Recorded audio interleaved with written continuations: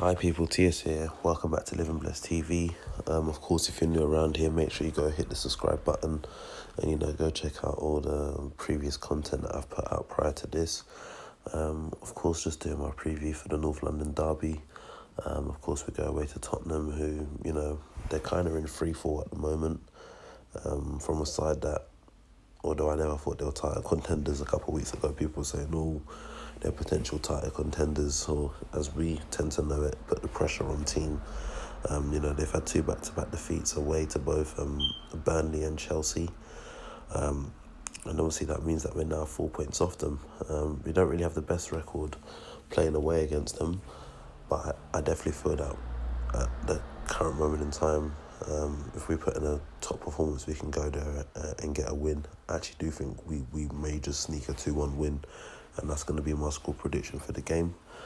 Of course, if we can get the win, that brings us within 1 point of them.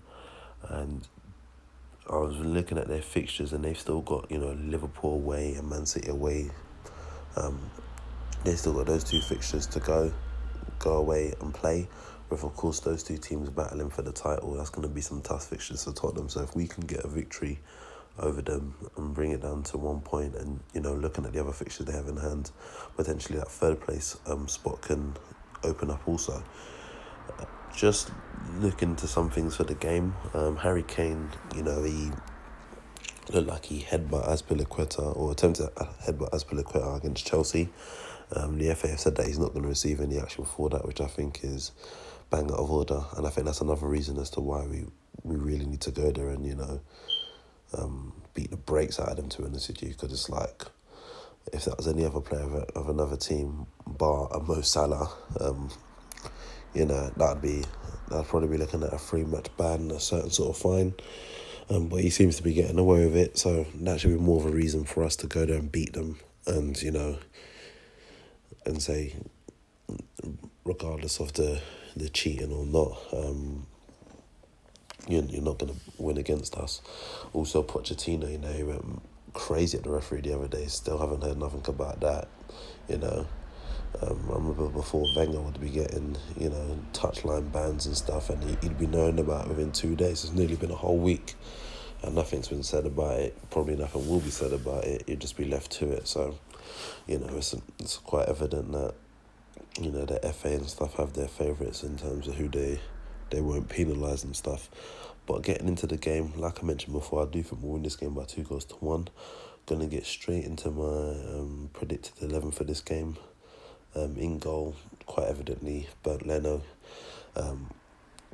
Myself and many other Arsenal fans that I see online, and they go to games, they do say that he's a great goalkeeper, and we just need to build a strong commanded defence around him, and of course that's going to help better his stats in terms of clean sheets and stuff. Going into defence, I'm going to stick with a back four at right back. I'm going to go with Lichtsteiner.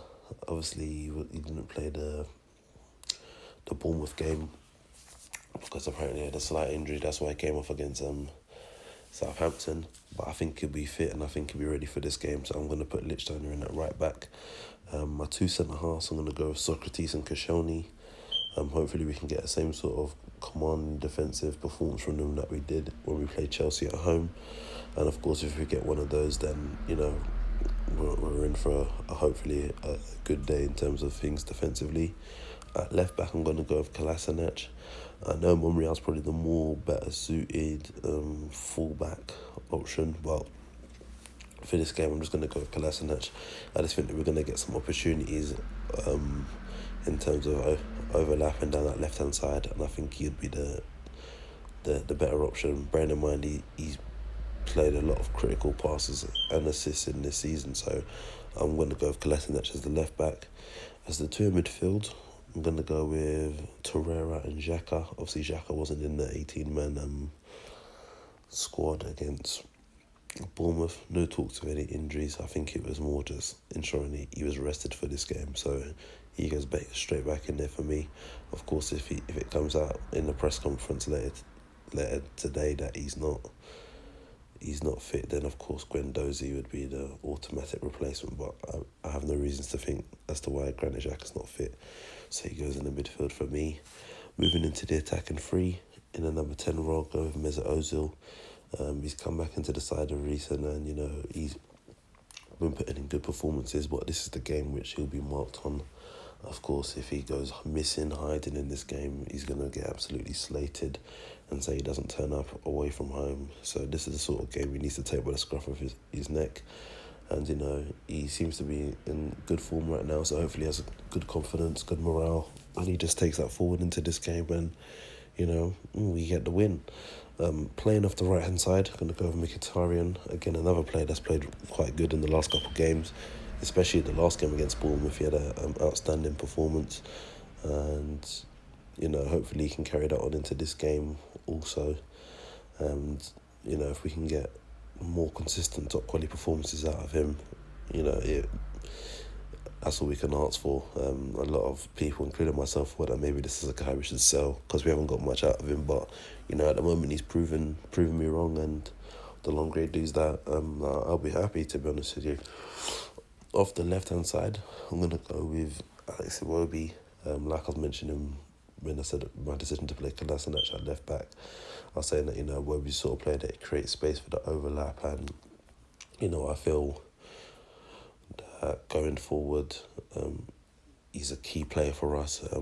He's one guy that he can get the ball in the defensive position. He's not scared to take on a man, and he can transition us from defence to attack real quick, and he can really put opposition's defence on the back foot, which is of course what we want. Of course, he does get some criticism based on these end products. Sometimes his final ball, his shots, and stuff, and it is something he does need to work on, which he's even personally admitted to. But I do think he can definitely do a good job for us in this game, and hopefully if he does start, he has a good game, and get some of the haters that he kind of has against him on his side. Up top as the lone striker, I'm going to go with Aubameyang. It's a tough one for me. Of course, you got the choice of either Lacazette or Aubameyang. I would start with Aubameyang for this game, and then potentially bring Lacazette on later on into the game. One thing I noticed about that Wembley pitch, it's quite big, and Tottenham like to push a defence quite high up at times, and of course that gives opportunities for balls over the top, which I think Aubameyang would be better suited to running onto, which is why I'd go with him as the lone striker.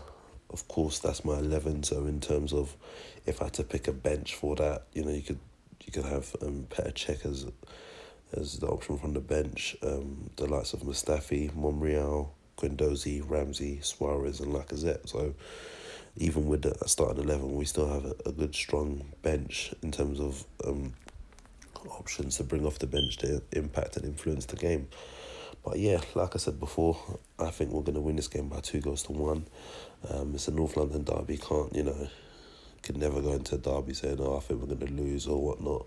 Although they will be back at, their temporary home, and they'll want to appease some of their fans after back-to-back defeats. I definitely think now's the time to go there and really, beat the brakes off them and hopefully get a result. Like I said, I think it's going to be a 2-1 win. Let me know in the comment section below your thoughts on the game, your predicted starting 11, and also your score predictions. And like I mentioned before, if you haven't already done so, subscribe to the channel, and I'll catch you later.